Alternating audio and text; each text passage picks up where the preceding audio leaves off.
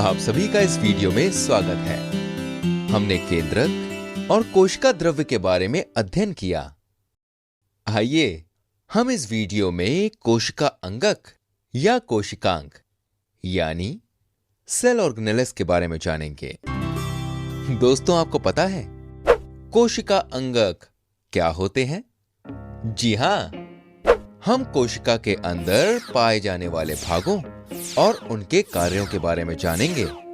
सभी यूकैरियोटिक कोशिका को अपनी उपापचय यानी मेटाबॉलिक या रासायनिक क्रियाओं को करने के लिए झिल्ली युक्त छोटी छोटी संरचनाओं का उपयोग करती हैं, जिन्हें कोशिका अंगक या कोशिकांग कहते हैं।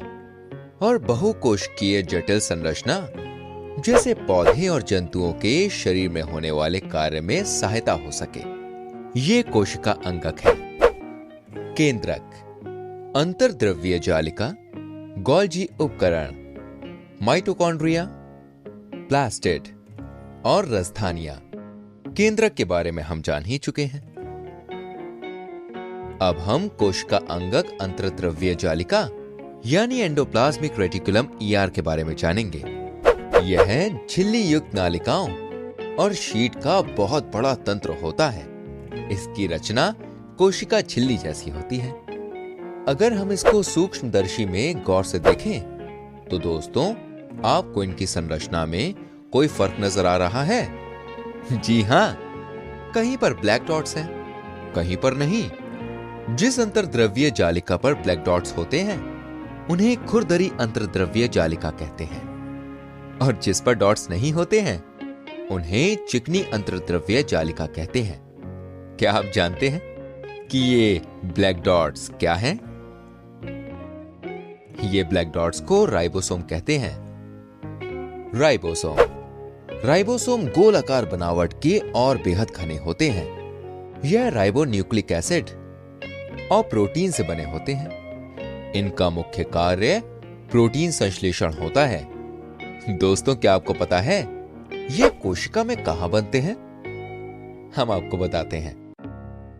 ये केंद्रक के केंद्रिका में बनते हैं, यानी ये केंद्रक के केंद्रिका में बनके केंद्रिका छिद्र से बाहर आकर अंतर्द्रव्यीय जालिका पर चिपक जाते हैं, जिसे खुरदरी अंतर्द्रव्यीय जालिका कहते हैं। अच्छा दोस्तों, क्या आपको पता है खुरदरी अंतर्द्रव्यीय जालिका पर राइबोसोम की मदद से प्रोटीन का संश्लेषण होता है। प्रोटीन का संश्लेषण यानी प्रोटीन सिंथेसिस होता है, और चिकनी अंतर्द्रव्यीय जालिका वसा और लिपिड अणुओं के बनने में मदद करती है। यानी अंतर्द्रव्यीय जालिका कोशिका के अंदर प्रोटीन और लिपिड संश्लेषण के लिए एक बड़ी सतह प्रदान करती है। फिर उन्हें आवश्यकता के अनुसार कोशिका के अन्य भागों में जाने के लिए रास्ता भी देती है। कुछ प्रोटीन और लिपिड्स कोशिका झिल्ली बनाने में मदद करते हैं। इस प्रक्रिया को झिल्ली जीवात जनन यानी मेम्ब्रेन बायोजेनेसिस कहते हैं। और कुछ प्रोटीन और लिपिड्स एंजाइम्स और हार्मोन्स की तरह काम करते हैं। तो दोस्तों, देखा आपने, अंतर्द्रव्यीय जालिका कोशिका के मूल जैविक अणुओं को बनाने और उन्हें कोशिका के विभिन्न भागों में पहुंचाने के लिए रास्ता देती है। अब हम अगला कोशिका अंगक गोल्जी उपकरण यानी गोल्जी अपैरेटस जानेंगे।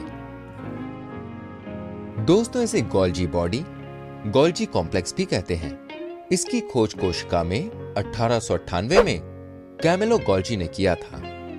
गोल्जी उपकरण केंद्रक के पास झिल्ली युक्त थैलीनुमा पुटिका यानी वेसिकल्स, जो एक दूसरे के ऊपर समानांतर होती है, जिन्हें कुंडिका यानी किस्टन्स कहते हैं।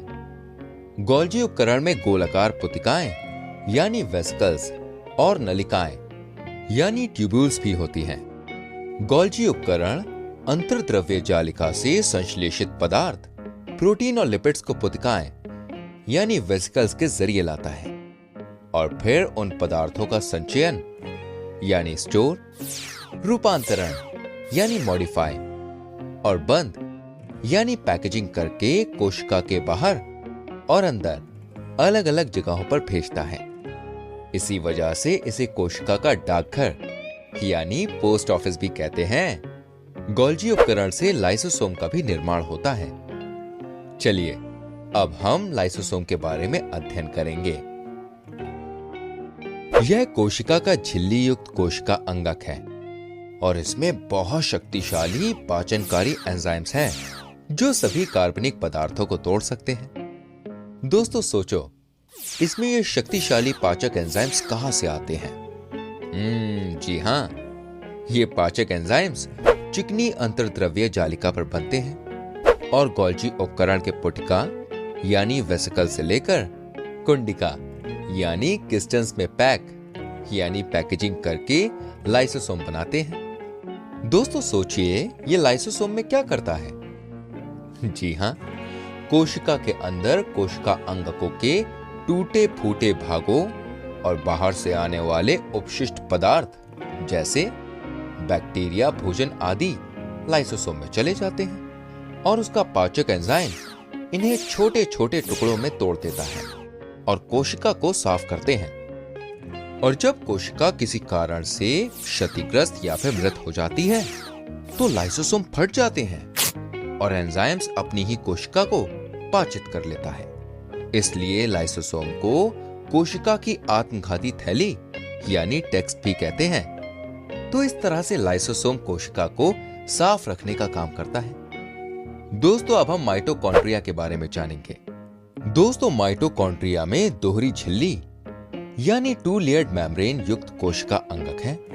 एक है बाहरी झिल्ली और दूसरी है भीतरी झिल्ली।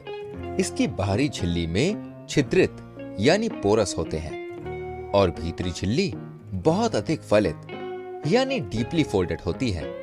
दोस्तों आपको पता है कोशिका को अपनी आवश्यक रासायनिक को करने के लिए ऊर्जा कहां से मिलती है? सोचिए। जी हां, माइटोकॉन्ड्रिया से। माइटोकॉन्ड्रिया में अपने खुद के डीएनए और राइबोसोम होते हैं जो अपनी भीतरी वाली झिल्ली में प्रोटीन और ऊर्जा बना सके, यानी कोशिका को आवश्यक रासायनिक को करने के लिए माइटोकॉन्ड्रिया एटीपी ऊर्जा देता है।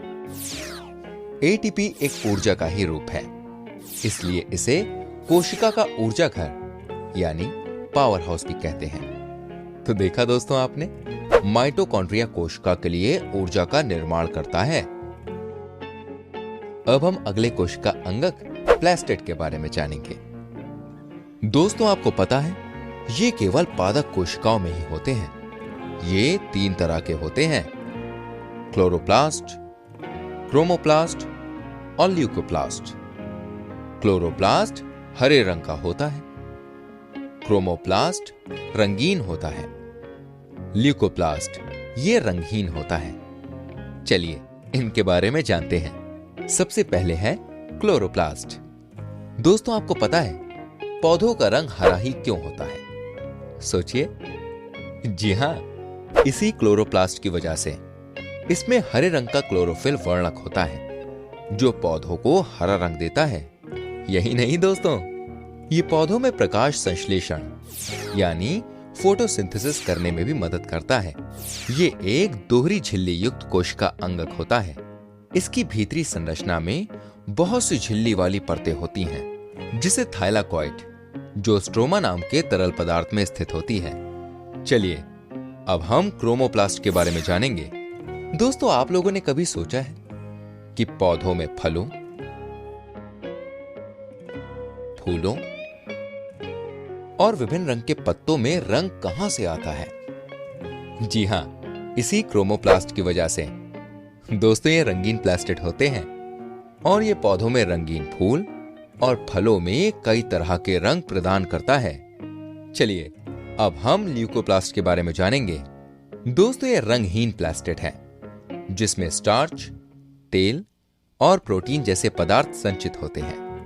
दोस्तों आपको पता है प्लास्टिड में भी अपना डीएनए और राइबोसोम होते हैं जो प्रोटीन बनाने में और प्रकाश संश्लेषण प्रक्रिया में मदद करते हैं। तो दोस्तों अब हमारा अगला कोशिका अंगक है रसधानियां यानी वैक्यूल्स के बारे में जानेंगे। दोस्तों आपको पता है कोशिका में सभी आवश्यक पदार्थ कहां संग्रह होते हैं? जी हां, कोशिका की रसधानियों में। कोशिका की तरल और ठोस पदार्थों जैसे अमीनो अम्ल, शर्करा, कई तरह के कार्बनिक अम्ल और कुछ प्रोटीन आदि का संग्राहक होती है, जो पौधों के लिए बहुत आवश्यक पदार्थ होते हैं। दोस्तों, आपको पता है जंतु कोशिका में इनका आकार छोटा होता है, जबकि पादप कोशिका में रसधानियां बहुत बड़ी होती हैं। दोस्तों, आपको जानकर आश्चर्य होगा कि कुछ पादप कोशिकाओं में इनका माप कोशिका के आयतन का 50% से 90% तक होती हैं, जिसकी वजह से केंद्रक प्लाज्मा झिल्ली के पास आ जाता है। पादप कोशिकाओं की रसधानियों में कोशिका द्रव्य भरा होता है, जिससे कोशिकाओं को स्फीति यानी टर्जिडिटी और कठोरता यानी रिजिडिटी मिलती है। दोस्तों, आपको पता है कुछ एक कोशिकीय जीव जैसे अमीबा की खाद्य रसधानी होती है, जिसमें खाने के पदार्थ होते हैं, और कुछ एक कोशिकीय जीवों की रसधानियों में अतिरिक्त पानी और अपशिष्ट पदार्थ होता है, जो कि बाहर निकलने में ये मदद करती है। सारांश। तो दोस्तों, इस वीडियो में हमने कोशिका के कोशिका अंगक के बारे में जाना। यह है केंद्रक, अंतर्द्रव्य जालिका, गोल्जी उपकरण, माइटोकॉन्ड्रिया, प्लास्टिड और रसधानियां हैं।